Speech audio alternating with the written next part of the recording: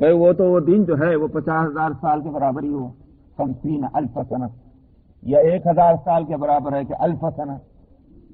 تو ایک دن کی جب مقدار اتنی ہے تو اب اس میں سجدہ وہ کتنی دیر کا ہوگا اللہ کو معلوم ہے. لیکن نبی کریم صلی اللہ علیہ وسلم نے اتنا ضرور بتلایا کہ میرے دل میں اللہ کی عظمت اور تسبیح کے الفاظ اسی وقت القاء ہوں گے جس کو میں بیان کروں گا، میں اس کو پڑھوں گا اپنے سجدے میں.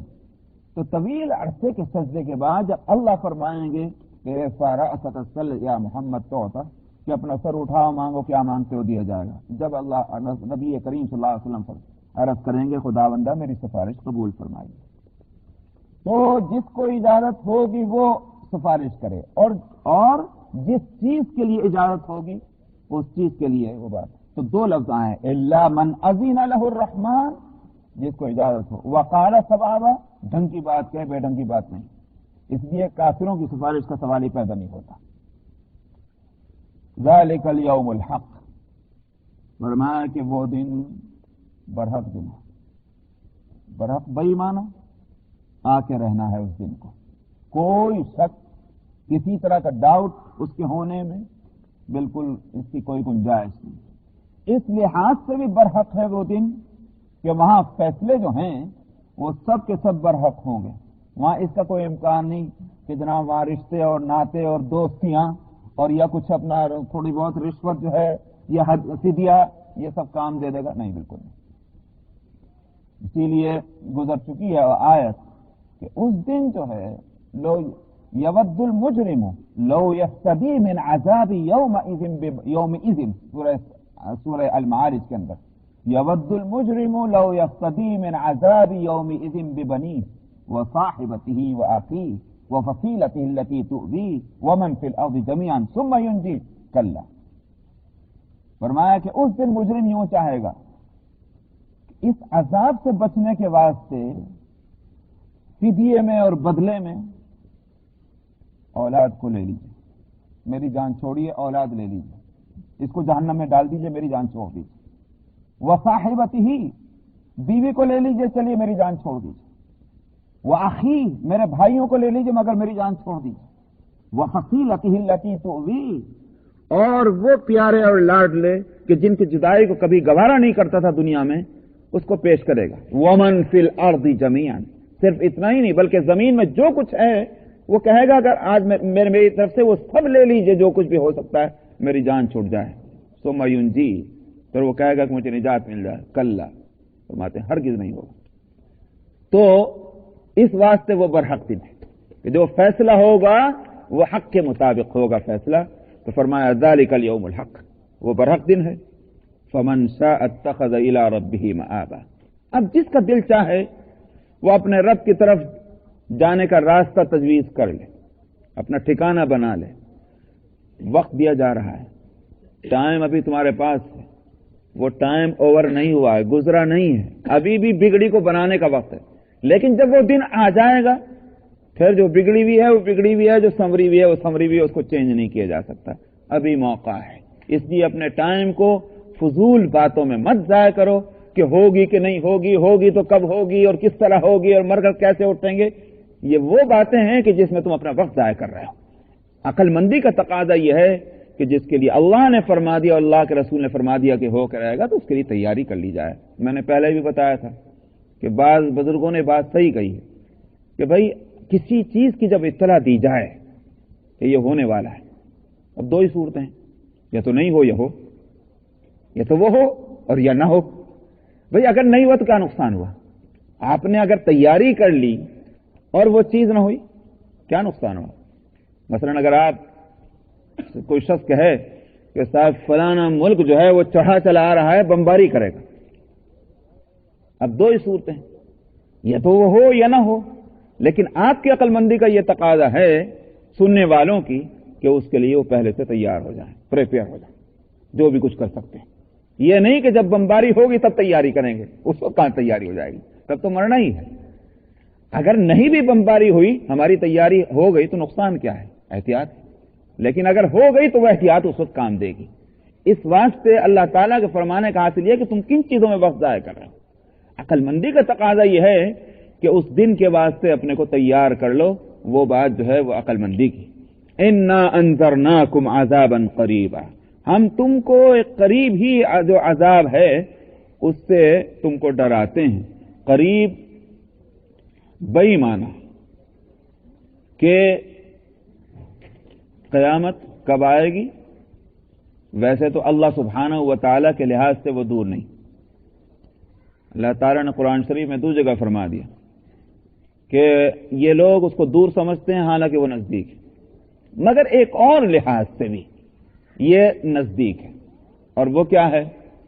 وہ یہ ہے کہ جیسے میں نے پہلے بھی کبھی بتایا تھا کہ حضرات مفسرین یہ بات صحیح کہتے ہیں قرآن کی روشنی میں کہ ہر ایک تو ہے یونیورسل قیامت، وہ جب بھی ہو، لیکن ایک ہے انڈیویجول قیامت، ہر فرد کے لیے الگ قیامت. اس کے حق میں قیامت تو اس دن سے شروع ہو جاتی ہے جس روز وہ اس دنیا سے رخصت ہوتا ہے. اس کی موت جو ہے اس کو آ لیتی ہے، اس کی قیامت تو یہیں سے شروع ہو گئی. اب اگر اچھا ہے تو اچھا معاملہ بھی وہیں سے شروع ہو گیا، اور برا ہے تو اس کے ساتھ سزا کا معاملہ بھی اسی وقت سے شروع ہو گیا. جیسے مثال کے طور پر ایک مجرم ہے، پولیس نے ایک شخص کو چوری کرتے ہوئے پکڑ لیا عین موقع پر. اب اس کو یوں تھوڑی کہ صاحب بڑی عزت کے ساتھ اور اس کے ساتھ ریسپیکٹ کے ساتھ اس کو لے کے جائے گا، دو گالیاں پٹکارے گا، دو تین ڈنڈے مارے گا.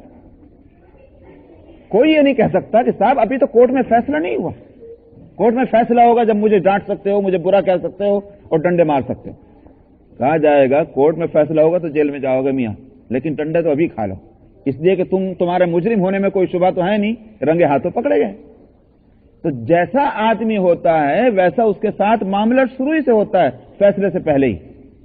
ٹھیک اسی طرح قبر میں انسان کے ساتھ معاملہ ہوگا جیسا کہ وہ ہے، اگرچہ فیصلہ جو ہے وہ روز محشر ہونا ہے، روز حشر ہونا ہے، لیکن معاملہ یہیں سے شروع ہو جائے گا. اچھے ہیں، چلیے صاحب آپ کے ساتھ عزت کا معاملہ یہیں سے شروع ہو رہا ہے، اور اگر برے ہیں تو یہیں سے جو ہے وہ پھٹکار ان پر پڑ رہی ہے، وہیں سے تکلیفوں کا سلسلہ شروع ہو چکا، جس سے اندازہ کیا جائے گا کہ جب یہ تکلیفیں ناقابل برداشت ہیں تو اصل فیصلے کے بعد جو تکلیف ہوگی اس کو کون برداشت کرے گا.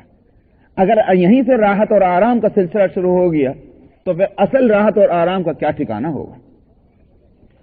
اس واسطے اس عذاب کو بھی قریب کہا جائے گا ہر ایک فرد کے لحاظ سے.